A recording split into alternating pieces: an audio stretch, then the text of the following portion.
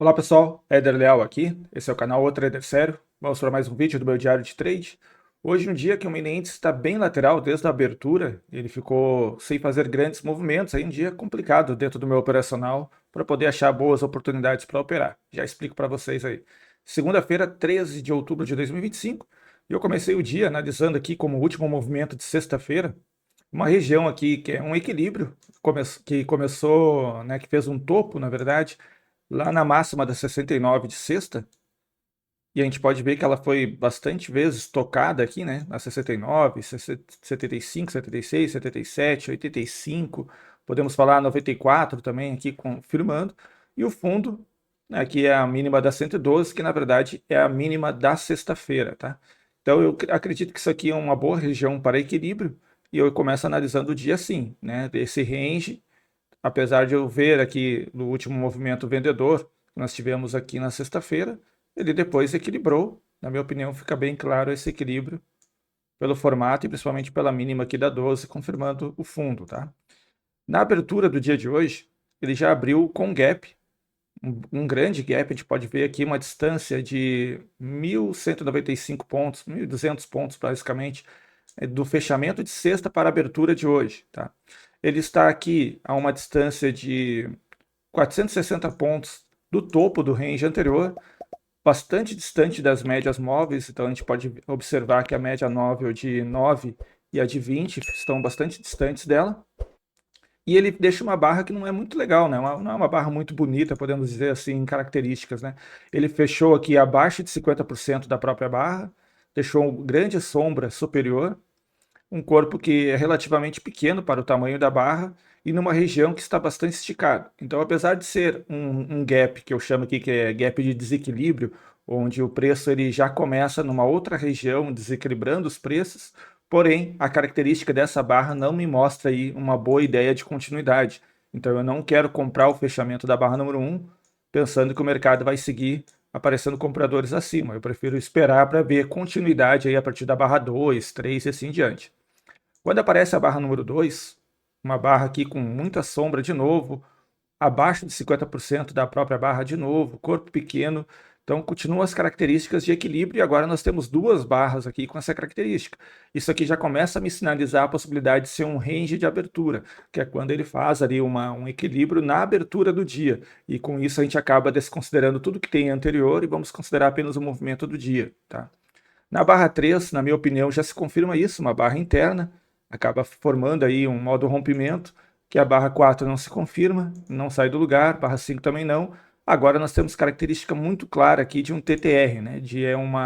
Um equilíbrio, um range estreito das barras, tá? Então um TTR, aqui eu não tenho como fazer nada, não tenho como operar. A gente pode usar como configuração de máxima e mínima que a mínima da 1 e a máxima da barra 2 são 430 pontos, não tem muito como operar dentro desse range, tá? Mas a gente começa a ver rapidamente a média de 9 se aproximar, né? Obviamente, até porque são 9 períodos, então nós estamos quase fechando 9 barras. A média de 20 mais longa, mas a gente começa a ver esse movimento de a média ir em direção ao preço e não o preço em direção à média.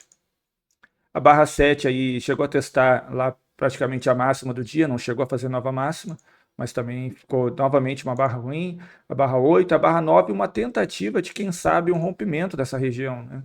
Então aqui na barra 9 a gente consegue até ver aqui uma possibilidade, de repente, de o preço romper, tá? Porque ele vai acima, mas levemente acima, corpo pequeno.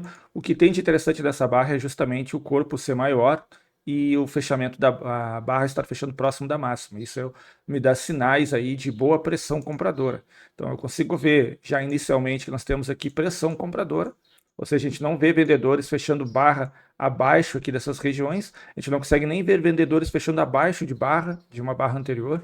A barra 8 veio abaixo e não fechou abaixo. Então a gente não viu aqui que vendedores não conseguiram fazer nada, não ganharam nenhum scalp, e compradores talvez tenham conseguido fazer um scalpzinho ali, né? E comprando de repente a 5 para sair na 9.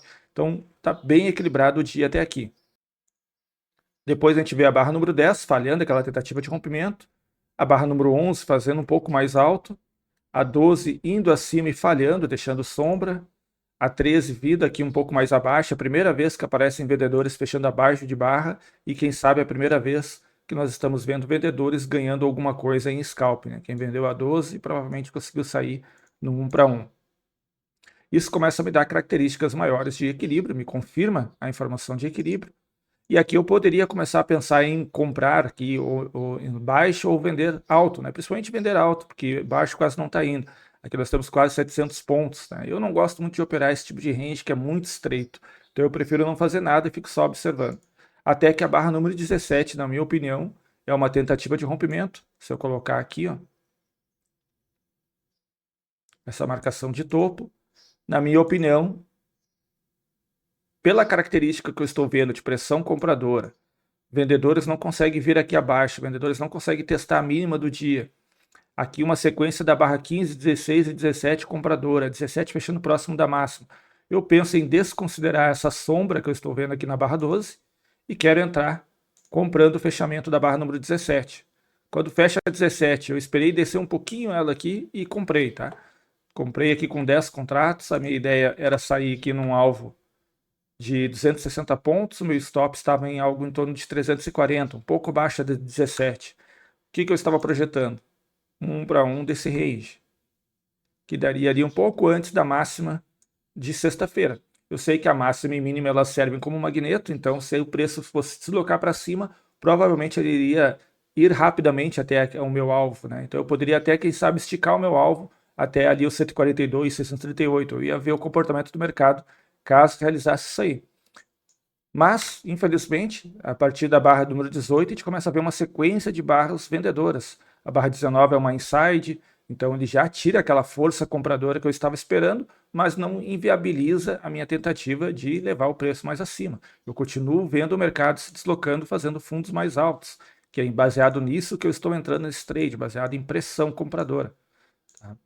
Depois eu vejo aqui a barra número 20 vindo abaixo, veio abaixo de barra e pegou meu stop, que infelizmente nessa altura o meu stop já estava bem aonde é a média de 20, tá? Que é um ponto que normalmente o preço busca também, né? Então, infelizmente aqui o meu stop estava numa posição que ele acabou indo buscar aqui, acabou chegando na média de 20 onde era previsto, tá? Mas mesmo que ele estivesse mais abaixo um pouco, ó, estaria aqui na 21. Um bom stop mesmo para poder considerar segurar esse trade por muito mais, eu teria que colocar ele praticamente na mínima do dia, tá? Teria que ter entrado aqui mais ou menos com 5 contratos para tentar pegar aqui a mínima do dia como stop de 680 pontos e uma máxima lá, um alvo acima da máxima de sexta. Então era difícil esse trade também, tá? Eu tentei pegar um trade de velocidade, a velocidade não apareceu.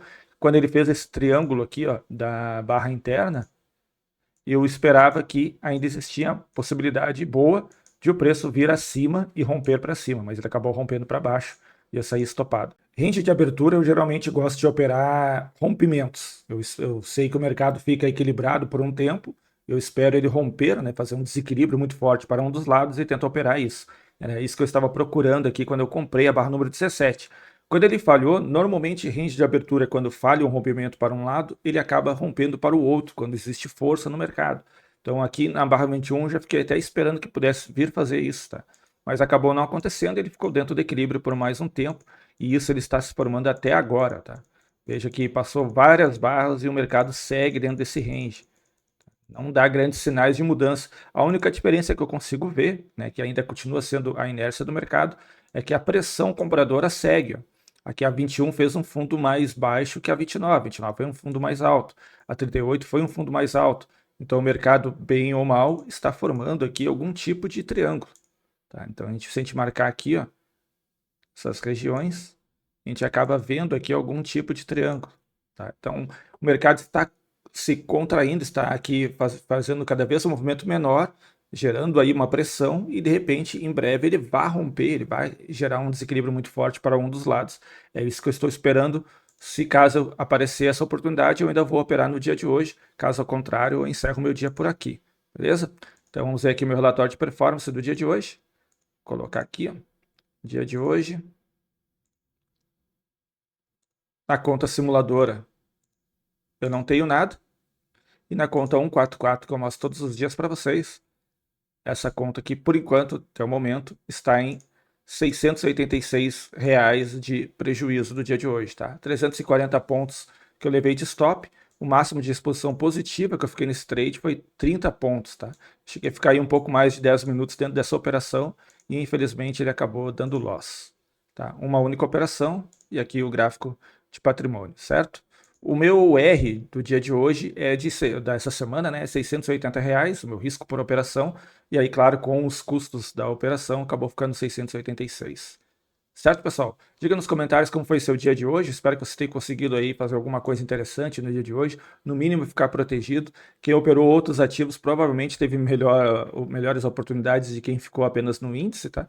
O índice hoje, aqui nós podemos ver que ele ficou de máxima a mínima, algo mais ou menos em torno de 800 pontos, e a média do índice é um pouco mais de 1.000 pontos por dia.